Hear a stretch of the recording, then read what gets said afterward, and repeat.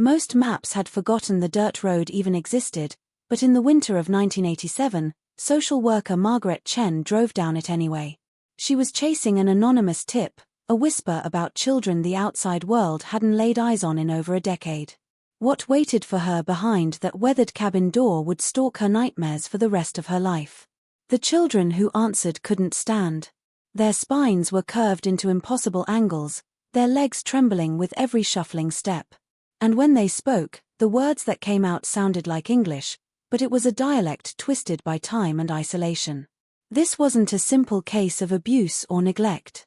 These were the last living descendants of a bloodline that had turned in on itself, breeding in complete isolation for over 200 years.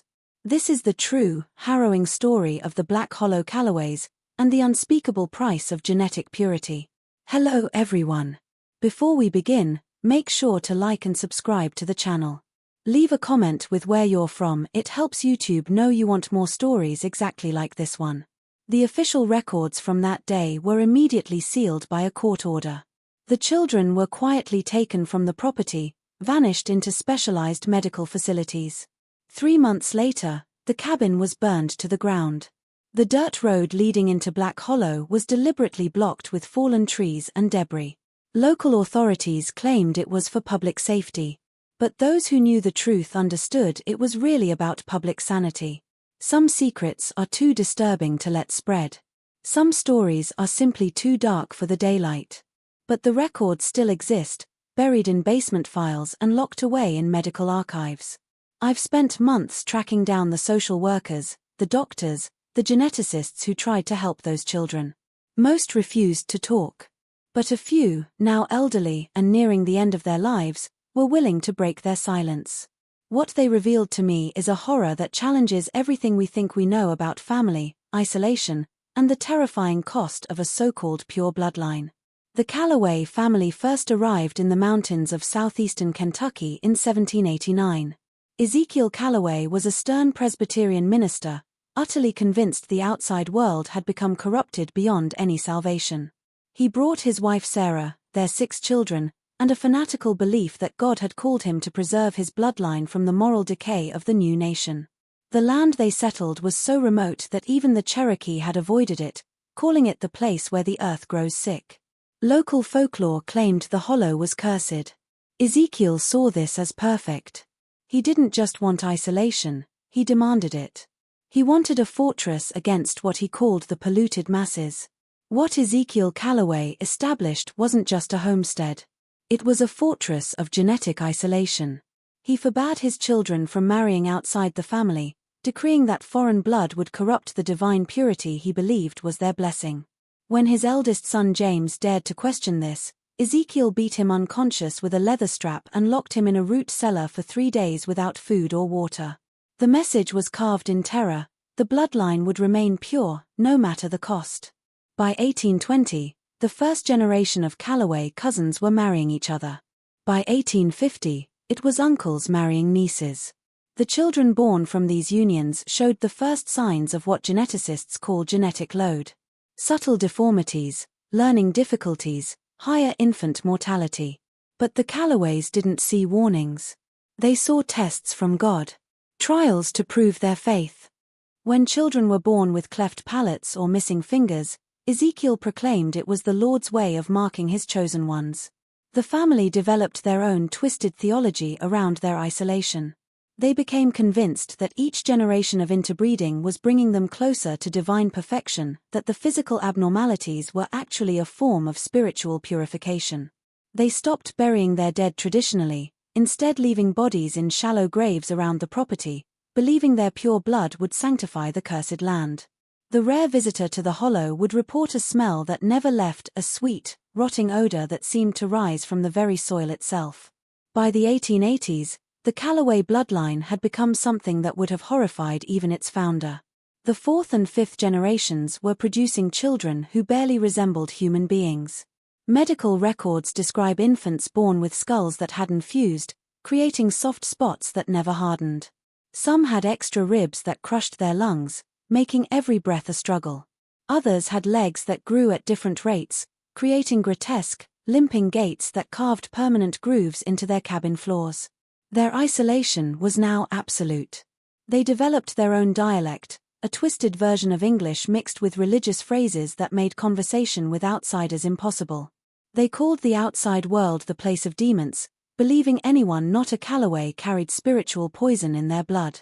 But it was the psychological deterioration that proved most disturbing. Multiple generations of extreme inbreeding had produced severe mental disorders that compounded with each generation. The family developed a collective paranoia so intense they believed their own shadows were trying to steal their souls. They would spend hours each day in shadow-binding rituals, using strips of cloth to tie themselves to trees during daylight, convinced this kept their spirits from escaping. The children born in the 1890s showed signs of severe cognitive impairment mixed with psychotic episodes. They would talk to family members who had been dead for decades, holding conversations with empty chairs at meals.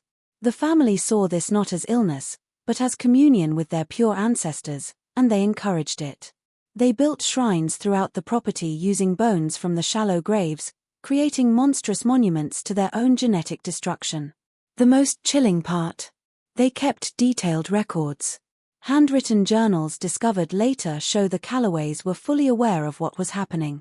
They documented every birth defect, every mental breakdown, every early death. But they recorded them not as consequences, but as blessings. One entry from 1896 reads, "Baby Ruth, born with the mark of the Lord upon her spine, cannot stand straight, but her blood runs true. The crooked shall be made straight in the kingdom." Baby Ruth died before her second birthday, her ribs punctured by her own severely curved spine. The early 1900s brought what the Callaways called the Great Dying. Nearly half of each generation was dying before adulthood. Instead of seeing this as a sign to change, the patriarch, Jeremiah Callaway, declared it a divine test. He instituted the sacred pairings, a system that forced the most genetically similar members to breed. What emerged from these pairings defied medical understanding. Children were born with skeletal systems so malformed that walking was impossible. Bones grew in spirals, creating limbs that twisted around themselves like grotesque corkscrews. Some had S-shaped spines so severe their heads nearly touched their lower backs. Medical professionals would later describe skeletons that looked more like abstract sculptures than human remains. The psychological collapse kept pace. The family developed a collective delusion that they were transforming into angels, that their deformities were actually wings and halos trying to emerge. They would spend days lying in fields, convinced they were learning to fly. When family members died, survivors would prop the bodies up in chairs and continue to feed them, believing the transformed ones could absorb nutrition through their skin. The outside world had forgotten they existed. The last official contact was in 1923, when a census taker named Ed William Morrison ventured into the hollow. He returned 3 days later in a state of complete psychological breakdown, babbling about children who moved like snakes and adults with bones that bent like rubber. Morrison was committed to a state mental hospital where he spent the next 40 years drawing pictures of twisted human forms and repeating one phrase until he died: "The blood remembers." By the 1940s, fewer than 30 Callaways remained. They were living in conditions that can only be described as post-human. They lived in partially collapsed cabins, surviving on a diet of roots, insects, and the occasional small animal they could catch with their twisted hands. Most disturbing of all, they saw their physical ruin as proof they were ascending to a higher plane of existence. If you're still watching, you're braver than most. Tell us in the comments, what would you have done if this was your bloodline? The children born in the 1960s and 70s were the culmination of 2 centuries of genetic catastrophe. These were the children Margaret Chen found in 1987. Their medical files read like a horror novel. The eldest, a 17-year-old boy named Ezekiel IX, had the bone density of an 80-year-old man. His spine was so curved he could only move by crawling, his chest scraping the ground. But he was one of the fortunate ones. His sister, Mary, had been born with a condition doctors couldn't explain. Her bones were growing on the outside of her body, creating a shell-like exterior that slowly crushed her internal organs. She communicated only through clicks and whistles, her jaw too deformed to open. The youngest, twins born in 1980, represented the absolute end of the genetic line. They shared the same parents, grandparents, and great-grandparents going back 6 generations. Their genetic similarity was so extreme they were essentially clones. Both had complete skeletal inversion, their bones had grown backwards. They could only lie on their stomachs. Their life expectancy was measured in months. What disturbed the doctors most wasn't just the deformities, but the children's complete acceptance. They showed no pain, no distress, no awareness their bodies were wrong. They panicked when helped to sit upright, begging to be returned to their crawling positions. They called walking humans the broken ones, genuinely believing their twisted forms were humanity's natural state. Their psychological evaluation revealed an inverted reality. They believed straight spines were a sign of spiritual corruption and that their own bones were evidence of divine favor. They'd been taught the outside world was populated by two-legged demons. When shown pictures of normal human anatomy, they reacted with horror and disgust, calling them pictures of the damned. Margaret Chen's report was classified within hours. What they had discovered wasn't just neglect. It was evidence of a 2-century genetic experiment that had created human beings so far removed from normal anatomy, they challenged the definition of our species. The response was swift and severe. A team of specialists descended on Black Hollow within 48 hours. What they found was worse than described. The property was littered with the malformed remains of previous generations in shallow graves. The living conditions were incomprehensible: burrows dug into hillsides, floors covered in waste and molted skin. The smell was so overpowering it caused respiratory distress. But the family's reaction was the most disturbing part. The children didn't want to be saved. They fought the rescuers, screaming in their twisted dialect that they were demons trying to steal their pure blood. The eldest adult, a woman folded in half by her own spine, kept repeating, "The transformation is almost complete," even as medics assessed her. The cover-up began immediately. The children were transported to a specialized CDC facility that officially didn't exist. The hollow was declared a biohazard site and sealed off. The real reason was that the genetic evidence revealed something that challenged fundamental assumptions about human development. Dr. Patricia Reeves, one of the geneticists, later told me in a recorded interview, "We're talking about chromosomal destruction that should have been lethal. These children shouldn't have survived to birth. Their DNA showed genetic drift we only see in animal populations isolated for dozens of generations. But they were walking, talking, and in their own twisted way, functioning." The last of the Black Hollow Callaways died in 2003. None ever learned to walk upright. None ever understood their bodies were a catastrophe, not a blessing. The youngest, one of the 1980 twins, lived 23 years in secret care. When he died, his body was immediately cremated, his ashes scattered in an unmarked location. No grave, no record, no evidence the bloodline ever existed. But the story doesn't end there. The genetic material collected has been studied in classified facilities for over 3 decades. What they found challenges the limits of human genetic variation. The Callaway DNA contained mutations that shouldn't exist, sequences scrambled and reassembled into entirely new forms of human development. Heavily redacted research files suggest the Callaways had essentially become a separate subspecies. Their bone structure, organ placement, and neurology had diverged so far, they were something unprecedented. One report calls it an accidental experiment in accelerated human speciation.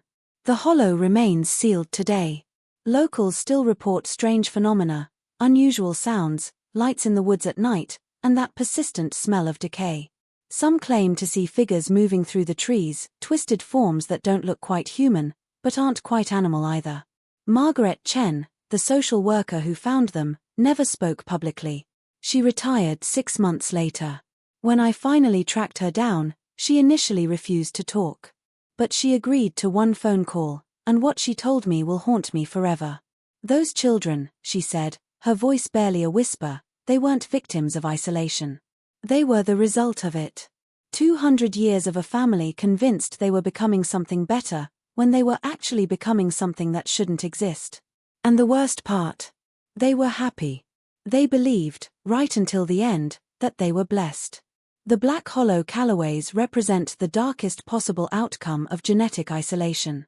A family that bred themselves out of humanity while believing they were breeding themselves into divinity. Their story is a terrifying reminder that blood may be thicker than water, but when it turns inward for too long, it becomes something else entirely. Something that challenges what it means to be human. The hollow is empty now. Just wind through collapsed timbers and the scream of a hawk. But sometimes, on certain nights when the fog rolls in, locals claim they can still hear it.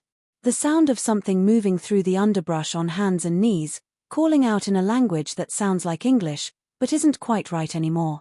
The last echo of a bloodline that destroyed itself in pursuit of purity, leaving behind only one terrifying question: how far can humanity bend before it breaks completely?